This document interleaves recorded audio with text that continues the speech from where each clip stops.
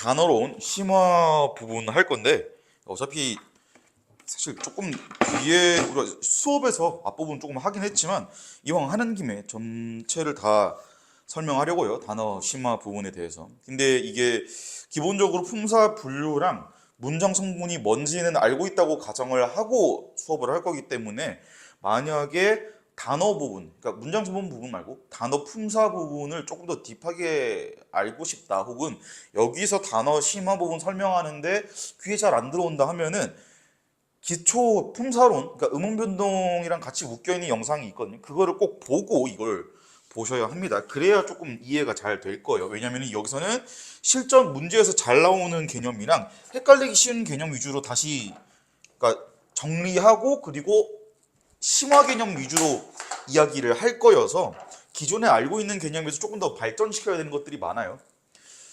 그래서 우리가 품사의 분류는 뭐 다 알고 있습니다. 불변어와 가변어로 나뉘고 이제 그래서 늘 내가 이제 강조했던 거지만 가변어와 불변어로 나뉘는데 그러니까 이 분류 기준임을 이해하라고 했죠. 그냥 아 이렇게 나뉘는구나 표로 외우는 게 아니고 이게 하나의 분류 기준이에요. 그러니까 이걸 알아야 결국에 나중에 그러니까 우리 목표는 단순히 2등급이 아니잖아요. 1등급 받고 100점이 목표인데 나중에 킬러까지 다 맞추려면 거기 그러니까 우리 흔히 얘기하는 문제풀이 스킬 있잖아요. 이게 이론은 있고 거기서 스킬이 나오는 거지 그냥 스킬만 알고 있다고 되는 게 아니거든요. 그러니까 너네가 스킬을 싹 다 암기할 수도 있겠지. 근데 너무 비효율적이잖아요. 그리고 내가 늘 누누이 얘기하지만 암기 의존하는 공부는 운에 맡기는 거라니까. 그쵸? 그러니까 기본적으로 이게 분류법임을 이해를 해야 아 그럼 분류 기준이 이거니까 이 분류 기준 안에 있는 멤버들의 특성이 어떤 거겠구나라고 생각을 하고 계셔야 그리고 그 지식들을 연결을 해놔야 문법 문제를 공부를 해가지고 나중에 고3 그러니까 나중에 고3 수능 때까지 계속 써먹을 수가 있어요. 그러니까 영문법도 그렇고 국문법도 그렇지만 이게 뭐 공부해놓고 바뀌는 게 아니잖아. 그러니까 한 번 할 때 제대로 해놔. 아시겠죠? 밀도 높게 해놓으라고.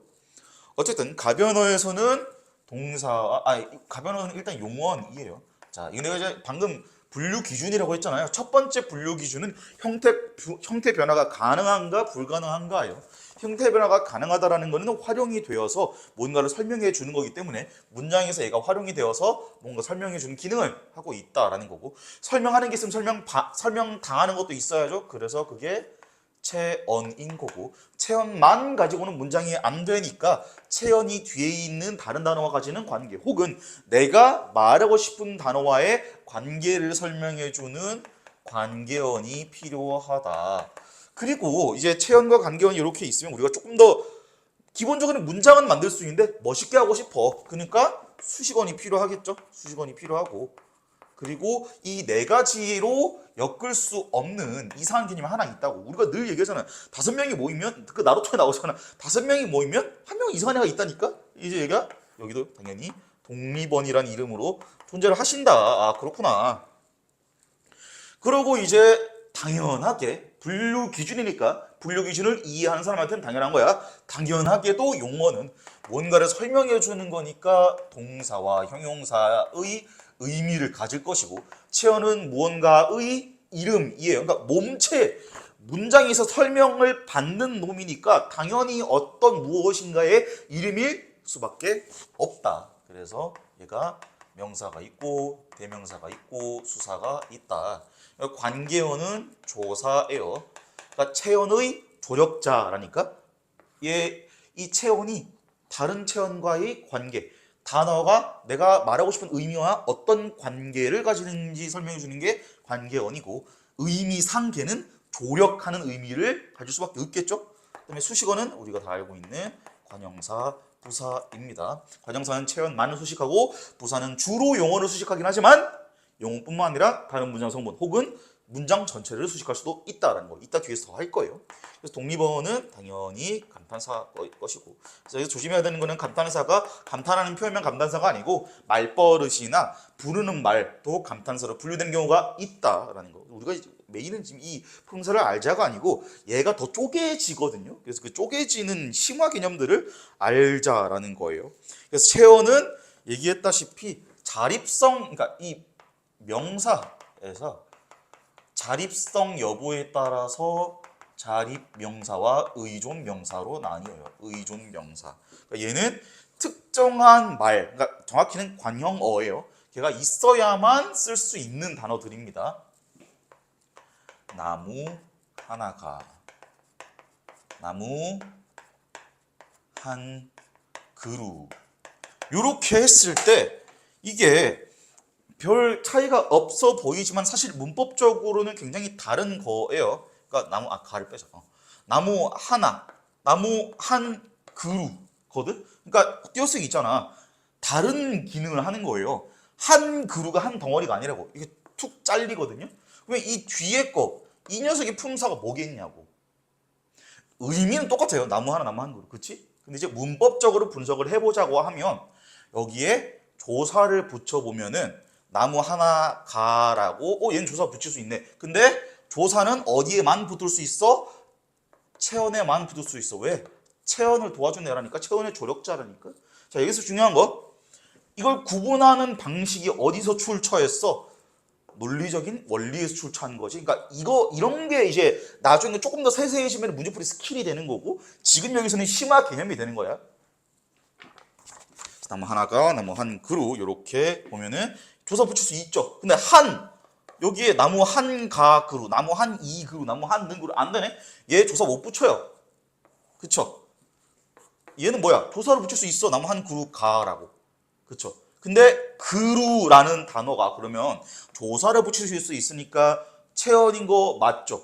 근데 자립성이 있나? 그렇진 않아요. 왜? 앞에 수관형사가 무조건 와야 되거든요. 그래서 얘는 이 그루라는 녀석을 우리가 따로 의존명사라고 부른다. 그래서 보통 우리가 생각하는 물건의 이름들, 뭐 사과, 뭐 나무, 사람, 밥, 뭐 이런 거는 다 자립명사라고 보면 되겠죠. 의존명사는 앞에 관형어가 와야만 쓸 수 있는 명사들인 거야. 아시겠죠? 그러니까 이게 의존한다라는 개념은 뭔지 이제 이해를 하셨을 거예요. 앞에 무엇인가가 와야만 한다는 거. 그리고 명사라잖아. 그러면 나중에 의존명사랑 보조사를 구분하기 어려운 게 있어요. 뭐 만큼 이런 거. 왜냐면 얘네들은 이 단어는 동시에 보조사이면서 의존명사기도 하거든요. 그럼 이거 구분 어떻게 해야겠어요? 명사랑 조사에 문법적 차이가 있을 거 아니야. 그러니까 논리적 차이가 있을 거 아니야. 그걸로 접근을 해야 되는 거지. 만큼이라는 글자 생김새, 형태, 꼬라지로 구분하려고 하면은 킬러는 못 맞춘다. 아시겠죠? 어쨌든 그렇게 되어 있고, 그래서 예시 뭐 것, 수, 바, 대지, 아름다운 것, 요구하는 바, 뭐 참을 수 없었다 수, 이런 게 이제 의존명사예요. 그래서 이게 이제 심화 개념들이 이런 게 있고, 제가 이 자료 만들면서 되게 힘들었던 게 예시를 수집을 일부러 되게 많이 했거든요. 그러니까 시중에 어떤 교재들보다 예시를 많이 담아놨어. 그리고 이제 시중 어떤 교재들보다 개념을 디테일하게 심화 개념까지 시험에 나올 수 있는 개념들은 다 모아놓은 거거든요. 예시를 많이 내가 수집한 이유는 예시를 많이 보면서 니네가 감을 잡으라는 이유예요. 보통 문법 교재들이 문법적 논리 원리만 설명하고 끝난단 말이야. 근데 나는 논리 원리를 설명을 해줄 거니까 예시를 너희들이 많이 보면서 내 설명을 제발 적용해봐. 예시들에. 어쨌든 그래서 사용 범위에 따라서도 나눌 수 있어요. 보통 명사가 계시겠고 고유 명사가 계시겠고, 우리가 다 아는 거라고 믿어 의심치 않습니다. 고유 명사는 특정한 하나의 개체 얘기하는 거죠. 보통 명사는 묶어서 부르는 것이고, 나무가 보통 명사일 것이고, 뭐 예를 들면 라이모렌지나무라는 책이 있잖아요. 그 책을 얘기하는 거면 고유 명사라고 할 수 있겠죠. 아니 근데 그건 정확히 말해 명사라고 하면 좀 그러니까, 뭐 우리 집 마당에 있는 나무를 철수나무라고 이름을 지었다고 가정해봐요. 그런 게 이제 고유명사가 되겠죠. 그 나무 특정 개체를 지칭하는 거니까 철수나무. 그 다음에 감정 표현에 따라서 유정명사와 무정명사로 나뉩니다. 자, 내가 지금 단어론 심화 개념을 설명을 하는데 처음부터 끝까지 다시 다 설명해야겠다고 생각한 이유 중에 하나가 뭐냐면, 나중에 킬러 문항, 그러니까 진짜 내신에서 이 변별을 가르는 요소는 중간고사 때는 의문변동이고요, 1학기 때는 의문변동이고요, 2학기 때 가면은 두 단원이 싹 다 어려운 게 나와. 하나는 중세국어고 나머지 하나는 한글 맞춤법이에요. 이거. 그러니까 근데 이거 둘 다 중세국어랑 한글 맞춤법 둘 다 왜 어렵냐면은 기본적으로 단어론 문장론에서 나오는 용어들을 알고 있다고 디폴트 값으로 놓고 그러고 응용하니까 어려운 거거든요. 그러니까 중세국어에서도 기본적으로 현대국어랑 중세국어 두 개를 비교하는 게 아주 핵심적인 킬러 문항인데 현대국어를 알아야 뭐 비교를 할 거 아니야. 그렇죠? 그래가지고 지금 여기서 이걸 잘 다져놔야 우리가 다음 시간 혹은 다다음 시간에 중세 문법을 조금 구경을 해야 되는데 그거 구경할 때 이해가 되셔야 한다. 남들이 다 거기서 허우적대고 있을 때 우리는 유유히 헤엄칠 줄 알아야 한다라는 것. 어쨌든 그래서 이렇게 되어 있어요. 그래서 조사와 의존명사 구분법은 여기 이제 지금 프린트에 플러스하고 적혀 있는데 이런 구분법들은 문제 풀이 때 직접적으로 쓰는 스킬들이에요. 그러니까 이런 게 어떻게 활용되는지는 알고 있어야 돼요. 원래 조사는 체원에만 붙을 수 있는 거니까 걔가 붙을 수 있나 없나를 가지고 아 이게 명사구나 아니구나를 판단할 수 있는 거야. 아시겠죠? 되게 꿀 원리야. 꿀 원리. 아 이게 조사는 체원에만 붙을 수 있구나라는 걸 알고 있으면 여기저기 다 붙일 수 있거든요. 그러니까 이게 약간 명사인지 아닌지 헷갈린다. 체언인지 아닌지 헷갈린다. 문장 성분이 아닌지 그러니까 문장 성분이 뭔지 헷갈린다. 그러면 일단 조사부터 붙여보면은 하나는 지우고 시작하는 거예요. 그렇죠? 체언인지 아닌지는 일단 깔고 들어갈 수 있잖아. 그래서 중요한 겁니다. 대명사 이제 대신해서 가리키는 말인데 사물대명사, 처소대명사, 시간대명사라는 게 있어요. 그리고 뭐 인칭대명사도 있고 그러니까 이런 거는 이제 그냥 용어 자체를 이해하시는 게 빨라요. 뭔가 그러니까 사물에 대한 대명사, 처소는 장소라는 거예요. 그래서 아 이런 대명사들이 있구나 하고 예시를 보는 게 중요해. 그러니까 이런 예시가 있구나를 아는 게 중요해요. 그러니까 늘 얘기하지만 수학이랑 문법은 달라. 수학은 약속 위에 약속들을 쌓아 올린 거여서 개념들끼리 서로 얽혀 있는 경우가 많지 않거든. 근데 국어는 우리가 그냥 떠들고 있는 거를 갖다가 나름 조금 모아서 정리 정돈을 해서 규칙 같은 걸 만들어 놓은 거기 때문에 개념끼리 얽히고 설켜 있어. 그러니까 이거 예시 읽으면서 아 이거는 대명사로 볼 수 있구나. 이 정보는 알고 있어야 문제 풀 때 이거 혹시 대명사인가? 라는 의심을 할 수 있을 거 아니야. 그렇죠? 그게 핵심인 거야. 내가 할 수 있는 의심의 경우의 수를 넓혀야지. 그다음에 인칭 대명사 뭐 사람 얘기하는 거고요. 제귀대명사, 부정칭 대명사, 미지칭 대명사. 이게 용어가 좀 어려운데 이해하면 별로 어려운 거 아니에요? 제귀대명사. 그러니까 다시 부른 거야. 그러니까 철수는 자기밖에 몰라. 할머니께서는 당신의 장서를 소중히 하셨다. 뭐 이런 거. 당신 여기서 당신 뭐 하는 거야? 이 당신이 아니야. 할머니. 그러니까 이 내가 지금 말하고 있는 대상을 3인칭으로 높일 때 당신이라는 말을 써요. 그 다음에 부정칭이나 미지칭. 그러니까 이거 조금 헷갈릴 수 있는데 대명사에서 부정칭, 미지칭. 그러니까 부정칭은 정하지 않은 거야. 정하지 않아. 아예 정하지 못한 거예요. 정하지 않은 것. 그러니까 몰라. 예를 들면은 누구나 여기에 들어와도 좋다. 아무도 좋으니 날 도와줘. 나는 누구도 믿지 않는다. 뭐 이런 식으로 정해지지 않은 거예요. 근데 미지칭은 얘가 정해져 있긴 해. 근데 누군지를 모르는 거야. 그냥 그래서 얘는 물음표가 아니고 그냥 X라고 생각을 하세요. 저 아이는 누구야? 누군가 내 이름을 불렀다. 방 안에 누가 있다. 그래서 특정된 거는 미지칭이고 아예 특정을 안 하면 부정칭이에요. 아시겠죠? 특정됐는데 누군지 모르는 거는 그냥 미지칭 대명사예요. 요거 구분이 가끔 내신에서 조금 지역적인 문제 내실 때 혹은 수능이나 모의고사에서 조금 우리 흔히 얘기하는 치사한 선지로 가끔 나오는 경우가 있어요. 잊을만 하면. 아시겠죠? anyway 그리고 수사 용언 뭐 자동사 타동사 이런 거 나오는데 뭔지 알고는 있어야 해요. 왜냐하면 자동사 타동사 나중에 이게 능동피동으로도 연결되기 때문에. 그래서 동사형용사 구분법이 몇 가지 있어요. 제가 여기 써놨는데 일단 기본적으로 정리를 하자면 이게 현재 진행형으로 표시를 할 수 있나, 그 다음에 명령을 할 수 있나, 그 다음에 청유를 할 수 있나, 어 그리고 뭐 의도를 나타낼 수 있나 뭐 이런 거거든요. 근데 이거 이렇게 네 가지 불법이구나 이거 외우지 말고 이미 머릿속에 있는 거야. 우리가 이해를 했다면 여기서 지금 내가 얘기했잖아. 봐, 동사는 동작이에요. 얘는 그쵸? 의미가 얘는 상태야. 그치? 그러니까 연관을 지으라고 제발. 동작이니까 현재 진행을 표현할 수 있고, 동작이니까 명령할 수 있는 거고, 동작이니까 청유할 수 있는 거고, 동작이니까 의도 표현할 수 있는 거예요. 상태니까 현재 진행형이 안 되는 거야. 상태니까 명령이 안 된다고. 상태니까 청유가 안 된다고. 예뻐라, 예뻐줄래? 안 된다니까? 의도도 마찬가지예요. 예쁘려고 했다. 안 된다니까. 아시겠죠?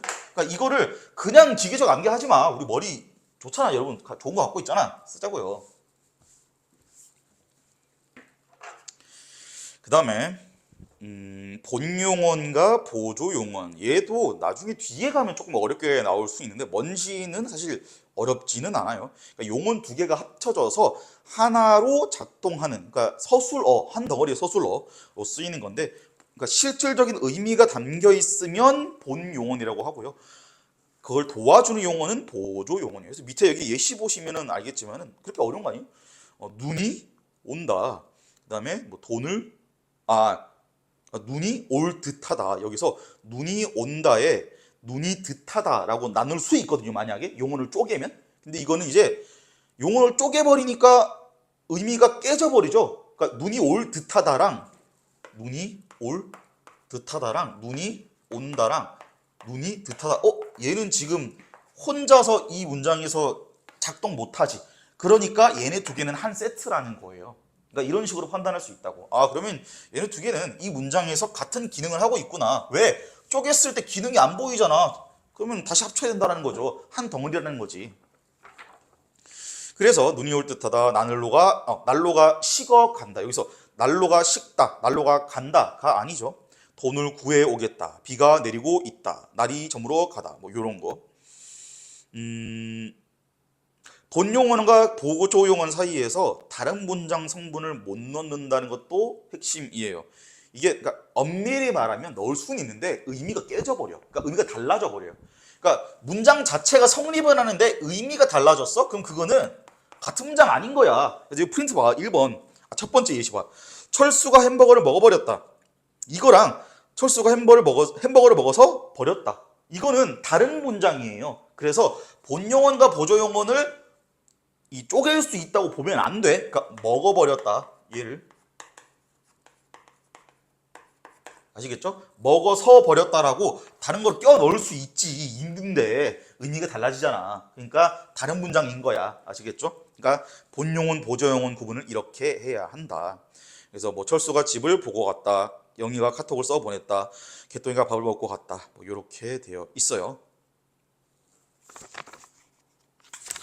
예시를 보시면서 내가 알고 있던 문장들, 익숙하던 문장들 중에서 이런 부분이 본용언, 보조용언 얘기하는 거구나. 우리가 네이티브이기 때문에 예시들이 머리에 장착은 되어 있잖아. 그러니까 걔를 다시 이렇게 정돈만 하면 되는 거예요. 얘네 이름이 이거였구나 라고. 그러니까 어렵게 들어가면 끝도 없습니다. 그래서 보면은 어간어미 얘기가 나와요. 뒤에 뭐 종결어미, 연결어미, 전성어미, 선어말어미 이렇게 쭉 있는데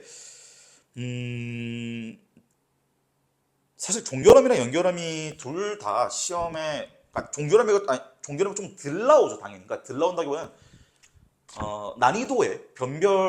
난이도를 높이거나 변별도를 높이는데 크게 도움은 안 되는데 실제로 이게 애들이 제일 어려워하는 거는 전성어미랑 선어말어미예요. 왜냐면 선어말어미는 각 잡고 선어말어미가 뭔지 설명을 안 해줘요. 전성어미도 마찬가지고 그냥 응용 개념으로 너희가 알지? 라는 식으로 학교 학습지에서 설명을 해주시던가 아니면 수업 때 설명해 주신 다음에 문제 그냥 출제돼 버리는 경우가 있어요. 그러니까 흔히 얘기하는 킬러로 1등급 가르는 용도로. 그래서 요거는 이런 게 있다. 근데 이 뒤에서 문장론에서 그리고 중세국어에서 내가 설명을 할 때 이해할 수 있게 최소한 이게 머릿속에 좀 익숙해져는 놔야 돼. 아시겠죠? 어쨌든 해서 어간은 요거는 싹 읽어보시는 게 좋을 것 같아요.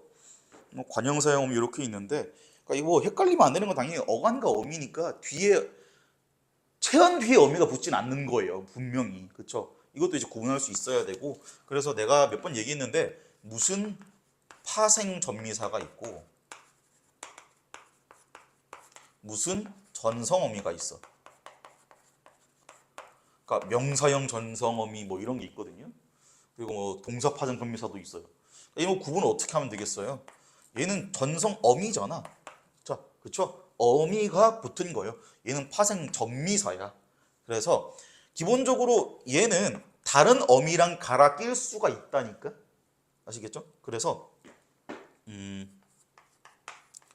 꿈을 꿈 이렇게 되어 있으면 여기서 꾸다, 꿈을 꾸다에 꿈을 꾸에다가 미음이 붙어서 얘가 지금 명사형 전성어미가 붙은 거거든요. 이 미음이 들어가서 명사처럼 작동하는 용언이 돼버린 거지. 근데 전성어미니까 여기 있는 것처럼 연결어미, 종결어미, 선어머니 다른 걸 붙일 수가 있어요. 정상이죠. 왜? 같은 어미니까.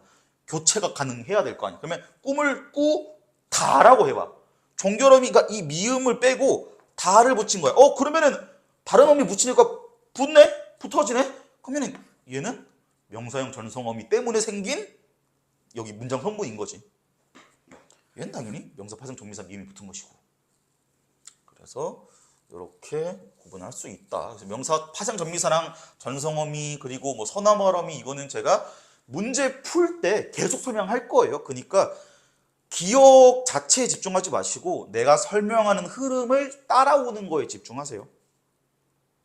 그래서 용언 여기 규칙 활용과 불규칙 활용 이렇게 있는데 요거는 이제 읽어보시면 그러니까 사실 이게 내가 문법 할 때 제일 싫어하는 게 사실 그냥 외워. 이거 제일 싫어하는데 여기는 외우는 게 맞아. 왜냐면 이게 적혀 있지만 불규칙 활용과 규칙 활용이 뭔지까지 내가 설명해 줄 수 있거든요. 근데 불규칙 활용은 그냥 암기해야 돼. 왜 그러냐면은 우리가 이미 말을 그렇게 하고 있는 거를 정돈한 거여서 수학처럼 개념이 막 이렇게 엄밀하지 않아. 느슨하게 연결돼 있단 말이야.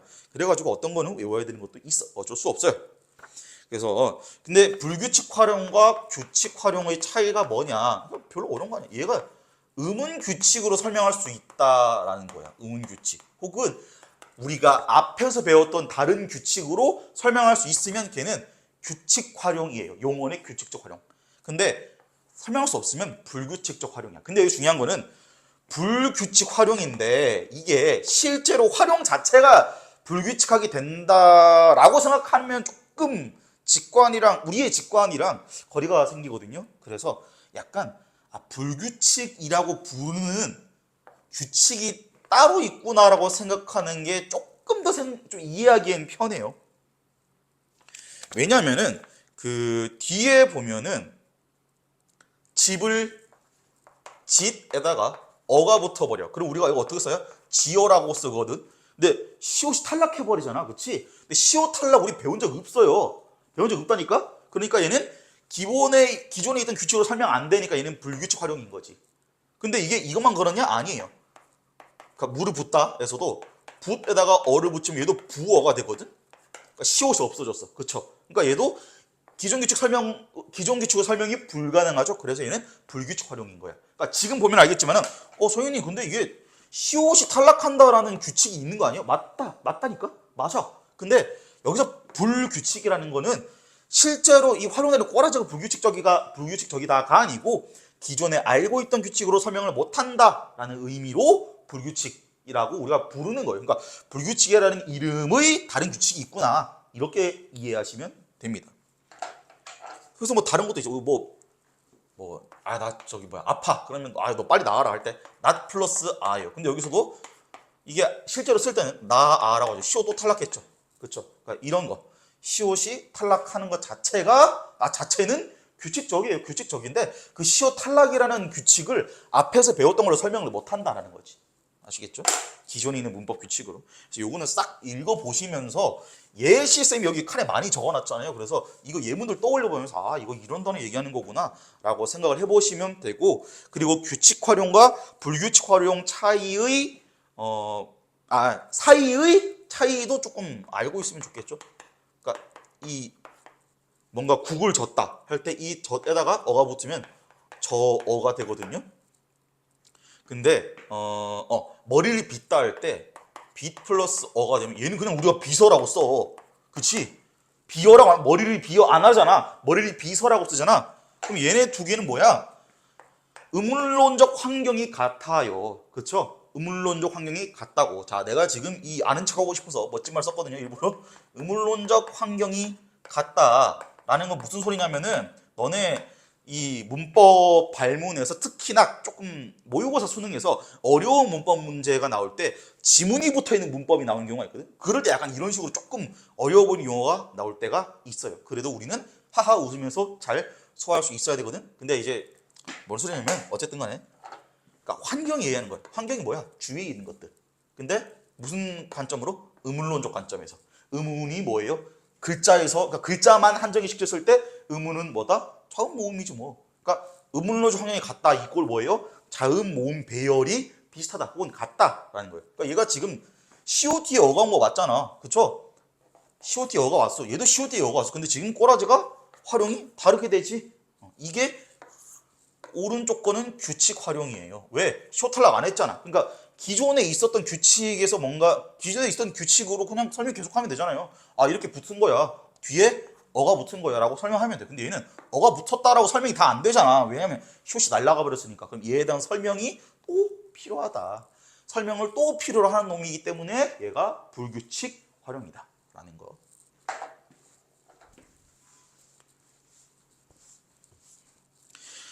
그 다음에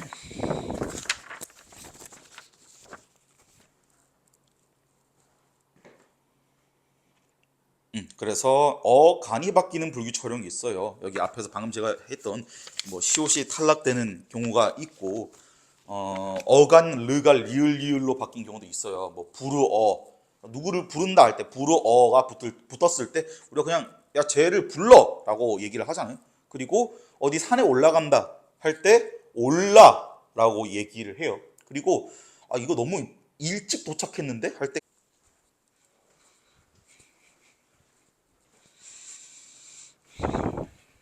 네, 그래가지고 지금 예시들이 있는 거 한번 쓱 보시면 될 것 같습니다.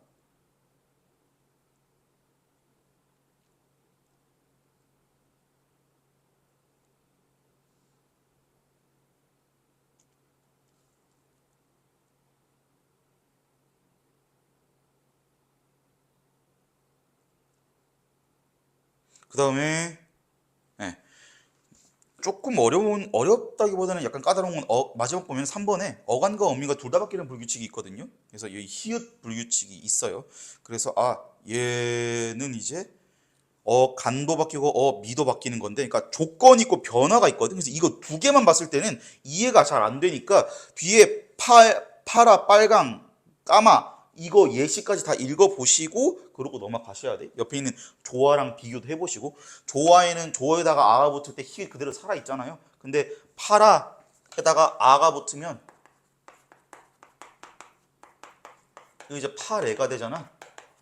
그쵸? 히읗이 날라갔어. 히읗 탈락해서 어감 바뀌었어요. 근데 어미도 바뀐 거죠. 그쵸?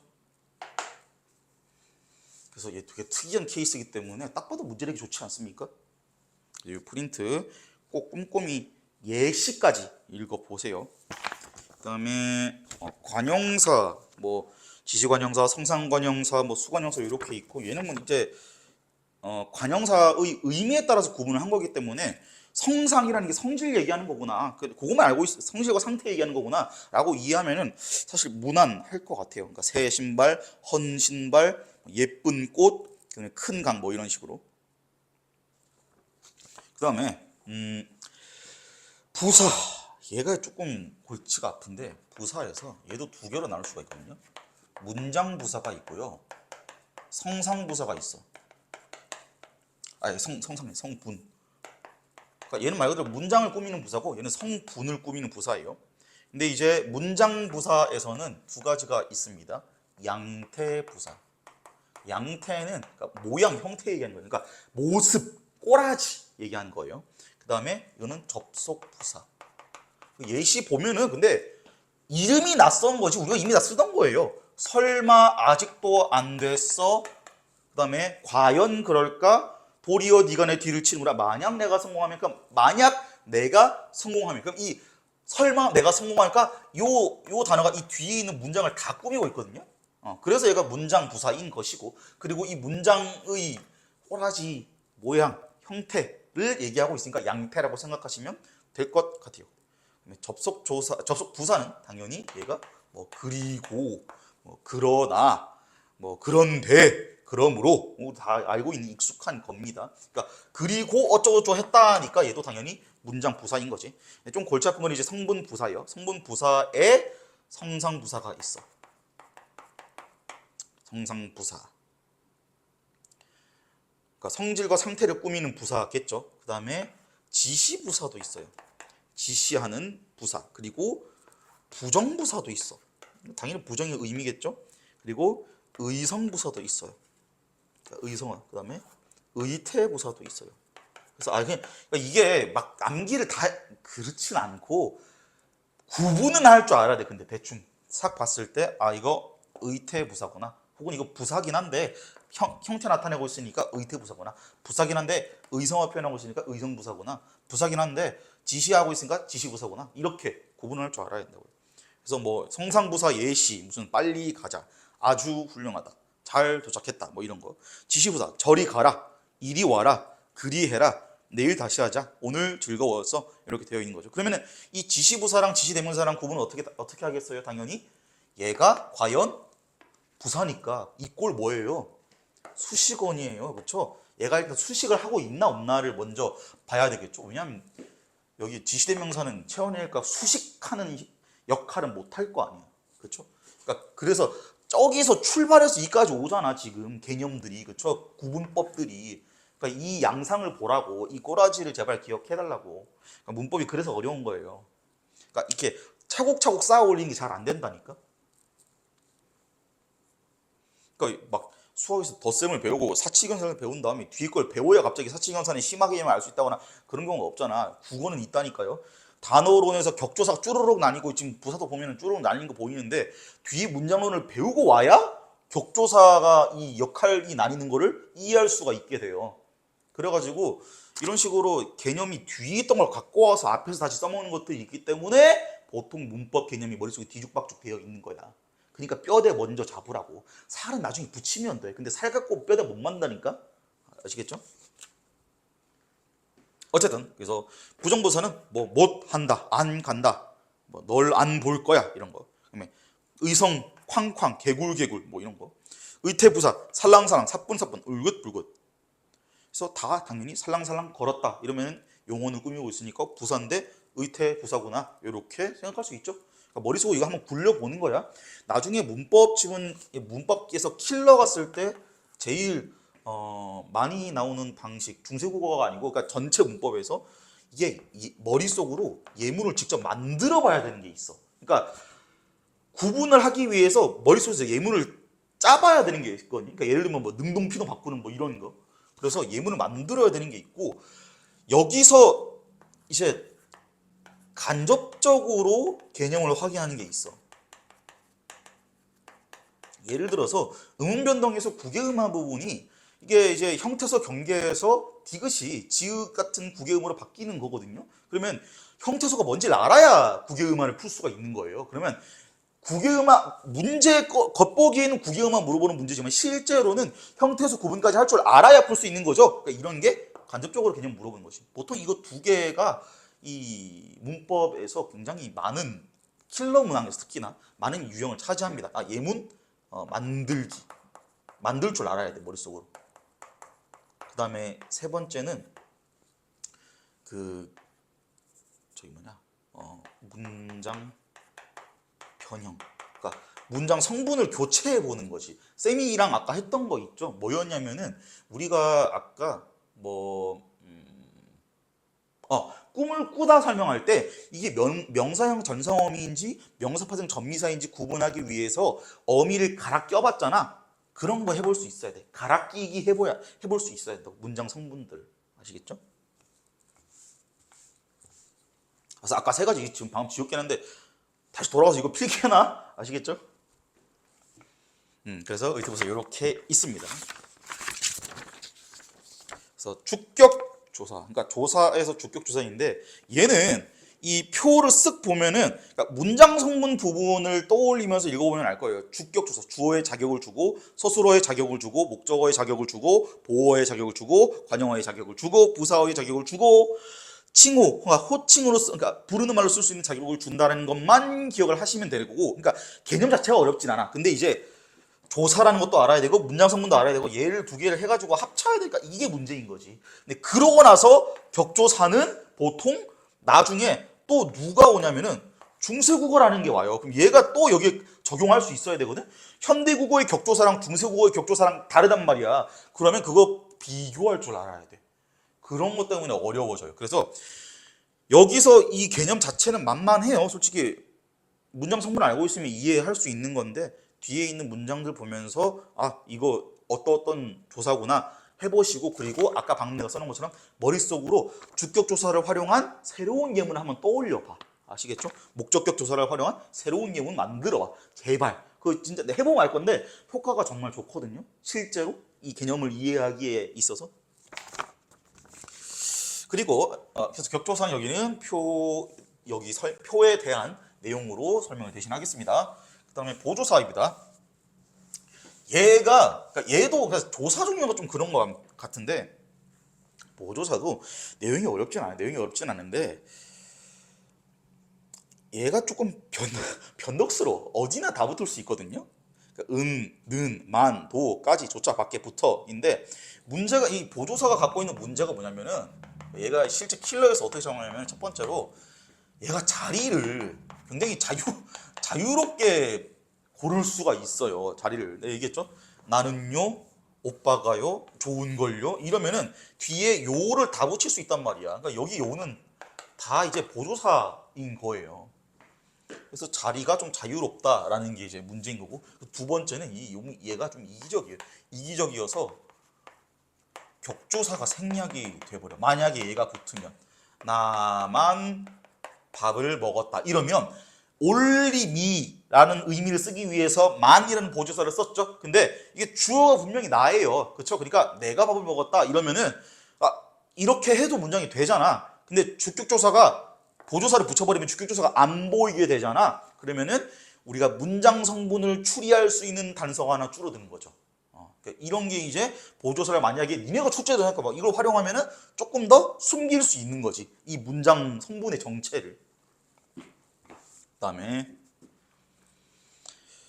조사 밑에 보면은 플러스에 조사에서의 품사 통용 되어 있는 이거 별표 해보시면 되는데 이게 이제 내가 문법에서 계속 글자 외우지 마라, 형태에 집착하지 마라 했던 이유가 이것 때문이에요. 조사가 우리가 뭐뭐뭐 있다고 배우지만 그게 다가 아니거든요. 보면은 이게 조사의 품사 통용 적혀 있죠. 품사 통용이 뭔 소리냐면은 그러니까 형태는 같아. 근데 기능이 좀 달라요. 그러니까 이게 이해하기 쉽게 생각하면 추가가 좀 된다고 생각해봐. 그러니까 우리 학교에서 우승을 차지했다. 식물원에서 공지를 올렸다. 노동조합에서 반발했다. 그러면 이게 에서의 역할은 뭐예요? 지금 주격 조사인 거야. 왜? 이랑 가로 갈아 끼기가 가능하니까. 그 다음에 우리는 학교에서 운동을 했다. 도서관에서 공부했다. 학원에서 강의를 들었다. 이렇게 되어 있으면 우리는 학교가 운동을 했다. 도서관이 공부했다. 학원이 강의 안 되죠 이거. 그렇죠? 주격 조사로 못 갈아 끼죠. 그러면 얘는 형태는 같아. 둘 다 에서지만은 기능이 다른 거예요. 주격 조사 기능도 있고 부사격 조사 기능도 할 수 있는 거야. 그래서 조사를 분석할 때는 물론 형태로 분석되면 좋기야 좋은데 안 되는 경우가 있다는 걸 알아야 킬러 맞출 수 있다고. 우리 1등 100점 맞아야죠. 인솔해야죠. 세계를 지배해야지. 아시겠죠? 그래서 뒤에 와, 과도 이제 접속 조사로 쓰이는 경우도 있다. 그리고 부사격 조사로 쓰이는 경우도 있다. 나는 친구와 비슷하다라고 하면은 이거는 내가 누구랑 비슷한지 설명한 거예요. 그렇죠? 비슷하다에 대한 수식이니까 친구와에서 와는 부사격 조사인 거죠. 근데 나는 국어와 수학을 잘한다. 이러면 국어도 잘하고 수학도 잘하는 거야. 그러니까 얘는 접속 조사인 거지. 여기는 와는. 이런 식으로 프린트에 적혀 있는 거 제발. 그러니까 지금 설명 자체가 중요한 게 아니고, 그러니까 설명은 지금 이 생각 흐름을 따라오는 거에만 쓰시고, 실제로 이거를 머릿속에 안착까지 시키려면 혼자 예시까지 읽어봐야 되는 거야. 아시겠죠?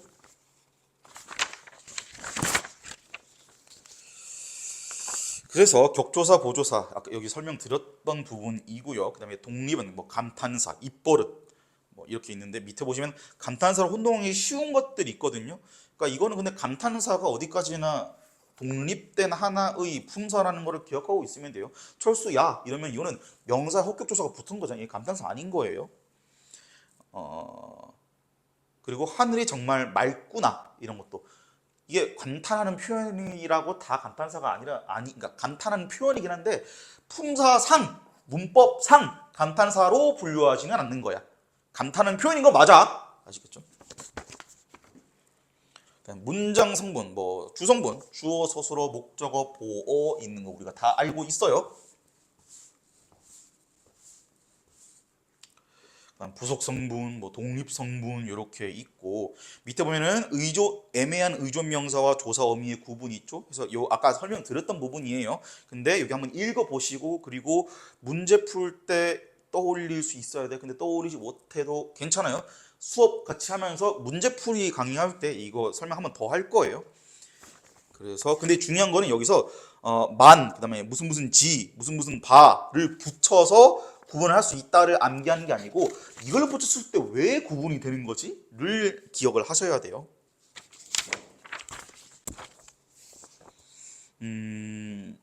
그래서 보면 여기 바 구분법에도 생각하는 바가 같다. 그 다음에 앞에서 내가 직접 겪어본 바 힘들더라 이러면은 조사가 붙을 수 있나 없나로 또 구분할 수 있단 말이야.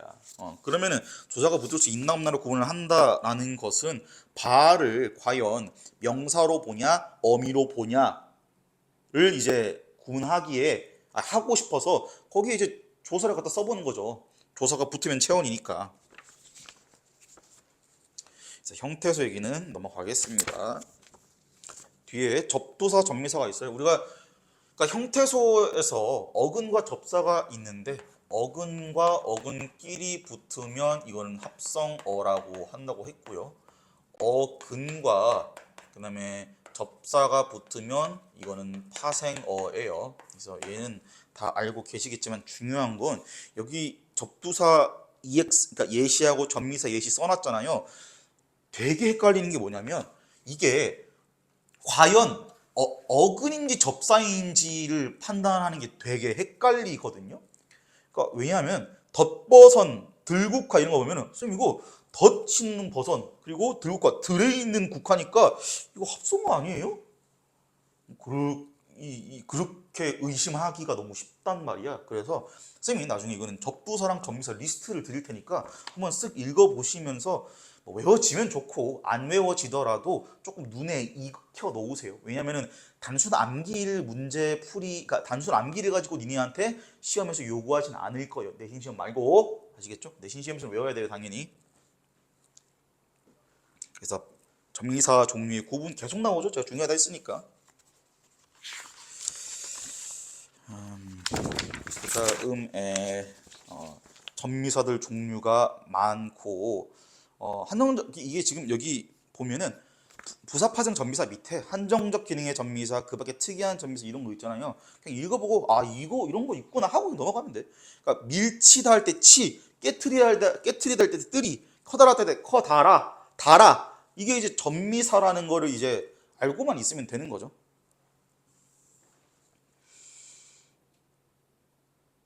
그 다음에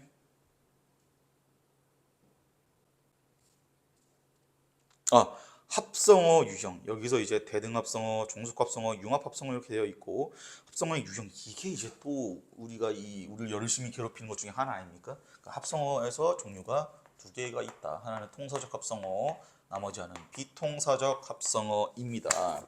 그래서 지금 통사적 합성, 그러니까 통사는 쉽게 말하면 단어 배열이에요.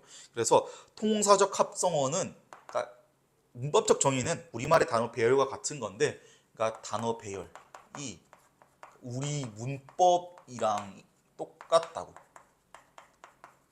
단어로 배열 방식이. 얘는 당연히 그렇지 않다라는 거겠죠. 보면은 이해가 돼요.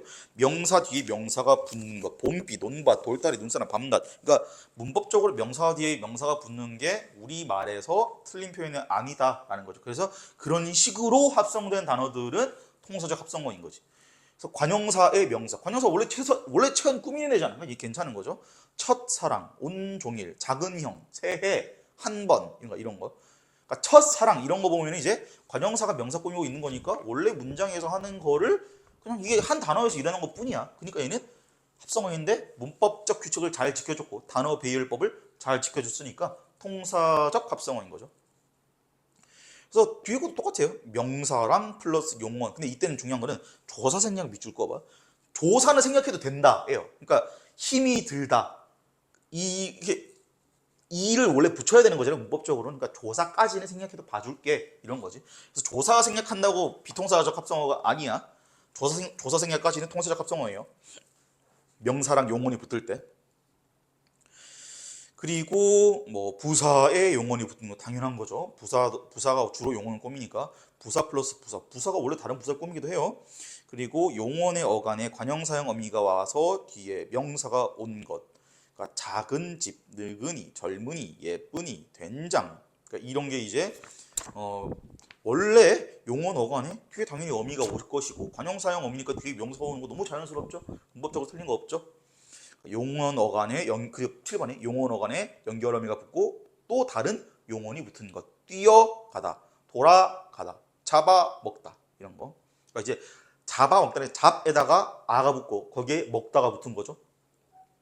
비통사적 합성어 여기 보시면 일부러 이게 친절하게 그 취소성까지 넣어놨잖아요. 관형사형 전성어미가 있어야 되는데 없는 거야. 연결어미가 2번에 연결어미가 있어야 되는데 없는 거예요. 덮밥 원래 덮은 밥이라고 해야 돼. 그쵸? 검버섯 검은 버섯이라고 해야 된다고. 늦은 잠이라고 해야 된다고. 근데 관형사형 전성어미를 빼버리면은 이거는 비통사적 합성어다. 그다음에 검북다, 뛰놀다, 여닫다, 곧세다, 날때 이것도 봐. 뛰어놀다야. 근데 어를 빼먹었죠? 연결 어미를 빼먹었죠? 그리고 이 여닫다, 열고 닫다 이거 빼먹었죠? 날뛰다, 날고 뛰다 이것도 빼먹은 거예요. 그렇죠? 그러니까 조사 생략까지는 통사적 합성어로 보는데 어미를 생략해버리면은 비통사적 합성어로 본다라는 거. 이거 이제 알고 계시면 될 것 같고, 그리고 비통사적 합성 결합 방식 3번에 부사 플러스 명사 척척박사, 산들바람 이것도 원래는 부사가 체형을 꾸미면 안 된다니까. 근데 이제 여기서 꾸미고 있으니까 문법 규칙을 어긴 거죠. 한국어의 단어 배열 규칙을 어긴 거죠. 그러니까 비통사적 합성어라고. 비자립적 어근 플러스 명사도 마찬가지. 부슬비 원래 부슬거리는 비거든요. 근데 비자립적 어근이라는 건 뭐예요? 그러니까 자립성이 없는 어근이야. 부슬거린 뒤에 뭔가 붙어야 되거든. 근데 뒤에 명사가 틱 붙어버렸어요. 원래 비자립적 어근 뒤에 뭐 붙어야 돼요? 뒤에 전미사가 오던가 아니 뭐 저기 어미가 오는 뭐 무슨 짓을 해야 될 거 아니야, 그렇죠?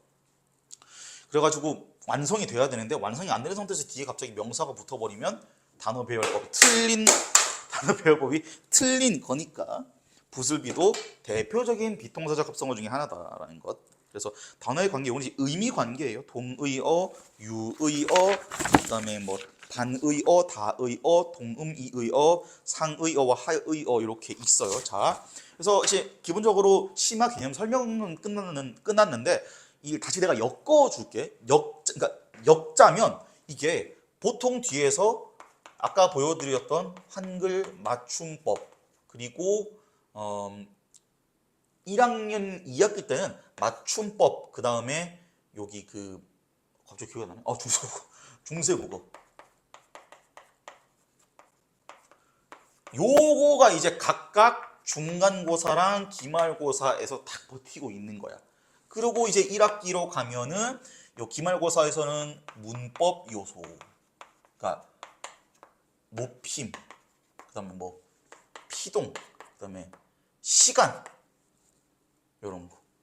그러니까 아까 이 선어말업이 나왔잖아. 그러니까 거기 선어말 어미 가지고 계속 응용을 하는 게 문법 요소인 거지. 그다음에 여긴 당연히 의문 규칙, 의문 변동인 거지. 그래서 얘가 또 중간이랑 기말에 딱 버티고 있다고. 요게 니네 고등학교 올라가서 1학년 때 문법 시험이 요렇게 나와요. 그러니까 문법까지는 무조건 들어가거든. 이렇게 그래가지고 여기 그럼 지금 우리가 방금 배운 거랑 뭐가 상관이 있냐? 이 단어에서 품사, 그러니까 품사 중에서도 체언 어쩌고, 그다음에 조사 어쩌고, 그다음에 형태소 어쩌고 이런 얘기가 어디랑 연결이 되냐면 여기 품사, 체언 이런 거는 보통 여기로 많이 가요. 여기로. 왜냐면은 중세국어에서 현대국어가 어휘 의미가 바뀌는 경우도 있고 이동하는 경우도 있고 축소하는 경우도 있거든요. 축소되는 경우도 있거든요. 그리고 아까 방금 내가 말했죠. 격조사는 그냥 단골 소재거든. 두 개 비교하는 거 너무 자주 나와요. 그리고 이거 이제 전체적으로 맞춤법에도 나와요. 그러니까 왜냐면은 맞춤법을 이렇게 써야 된다는 거, 띄어쓰기도 막 포함이야. 띄어쓰기 이렇게 해야 된다는 거는 이게 우리나라가 원칙이 딱 두 개밖에 없어. 띄어쓰기로는 그러니까 이게 단어끼리는 띄어쓴다. 다른 단어면 띄어쓰는 거야. 근데 조사는 예외다. 이렇게 있단 말이야. 그러면 이게 문장 성분에서 이게 품사가 과연 뭘까를 구분을 다 해내야 한글 맞춤법 조항을 이해할 수가 있겠죠. 규정이야, 규정. 그러니까 이게 봐. 규정을 왜 정해놨겠어요? 헷갈리기 쉬우니까 규정을 정해놓은 거야. 이 말인즉슨 니네 입장에서는 엄청나게 헷갈리기 쉬운 여러 가지 개념들이 여기서 다 쏟아진다는 거예요. 그러면은 헷갈리기 쉽다라는 건 A와 B를 구분할 줄 알아야 된다라는 건데 A와 B가 머릿속에 이미 옛날부터 애초에 조선시대부터 갑오기역 때부터 안착이 되어 있어야 차이점을 이때 배울 수 있다고. 그래야 소화가 된다고.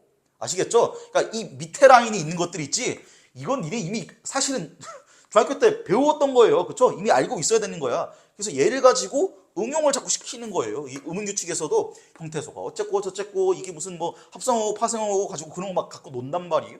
그리고 문법요소에서는 여기에 어미, 어간이랑 그리고 조금의 이 조사, 그 다음에 높임법을 쓸 때 특수하게 쓰는 어휘들 이제 이렇게 이어지는 거지.